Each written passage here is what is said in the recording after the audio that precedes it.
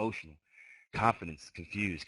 We're seeing the same questions over and over again, or the same answers over and over Yeah, again. and you know what I find funny about that is those are all psychological issues, because I think that goes back to what we were talking about earlier. Is just like, look, guys have got a whole bunch of stuff all rolling around in their brain housing group, and they don't really know, in the brain housing group, your head, rolling around in your head, and they don't really know what to do with that information.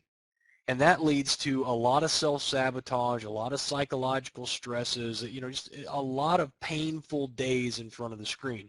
And it just does not have to be that way. And we can, in the next lesson, I'll talk a little bit about the process, about how we take that information that you've got in your head already, and how we formulate that, how we put that into a formula, into a process that you can then start to work through. I'll pull out the mind map again, and we'll talk about that, and then we'll start talking about the next stage of the trading, which is impulse legs. But that psychological stuff that everybody's dealing with is founded and rooted in the fact that they don't have that clearly defined plan. They haven't done the testing. They flat out just haven't done the work that's required. Because this business is just, it's a labor for love if you love it, but it's work. It takes time. Yeah, and like me, I thought I can start off and do X, Y, and Z and become a hot shot trader right away. And it wasn't until I put that work in and really, and it took a while. It was a process. It took, Yeah. 3, 4, 5 months after however many years of failure to really buckle down. But once you get it, once you go to those basics, and it just clicks one day, and it's like, it's in here. Yeah, it's sense.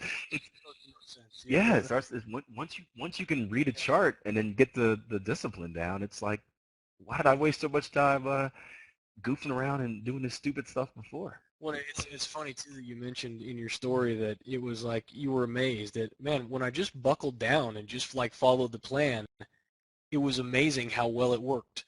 You know, it's like magic. Oh wow, I got this thing that on paper tells me if I just continue to do the same thing over and over again, it'll make me money. And lo and behold, when I actually do that, it works. I actually make money. And it takes so long, and we get so sidetracked on all of the other things that we worry about, well, can I trade this on multiple, will this work in futures too? It's just like, dude, for reals, just focus on the plays. There's so many other distractions that we run into every single day that pull us away from what's truly important and what's truly going to make you profitable. It's amazing how simple it is when you break it down. Yeah, it goes back to the process over outcome. What are you worried about? And so many traders we run into are just, how can I make this much money? What's my starting account need to be? There's always what do I need to make a living for myself? When can I be a full-time trader? And not it's if you're worried about the money, you're going to be chasing the money. You're going to make those emotional mistakes, fear and greed, because you're going to be scared when trade goes against you. You're going to look at Euro Swiss here and be, I'm down 3 pips. Oh no. Or you're going to look at Aussie dollar. Oh, we're sitting 10 pips above target one. I got to take it. Or it's money. It's $35 in the bank, or $3,600 in the bank, whatever you're trading. And it's the process, and you got to realize, again, what does my rules say? Why haven't I taken this Aussie dollar trade out? Well, it hasn't hit target one. My rule said I need, in order to be consistently profitable, I need this trade to hit target one. I can't take it off. You know what? Talk about process versus outcome, because we haven't touched on that yet, but I think that these guys, that's really, we want to pin it down to a lot of the questions that we've been having now that come from, well, how much starting capital do you need? What's realistic? What's reasonable for me to be able to make? Those are all outcome type questions. And so talk a little bit about process versus outcome, so that everybody kind of gets a handle on what we mean by that. Well, process versus outcome, guys, and that's really the key to trading. The process is, how am I trading? Am I following my rules? The things I talked about mistakes. Am I taking trades early? Am I moving stops?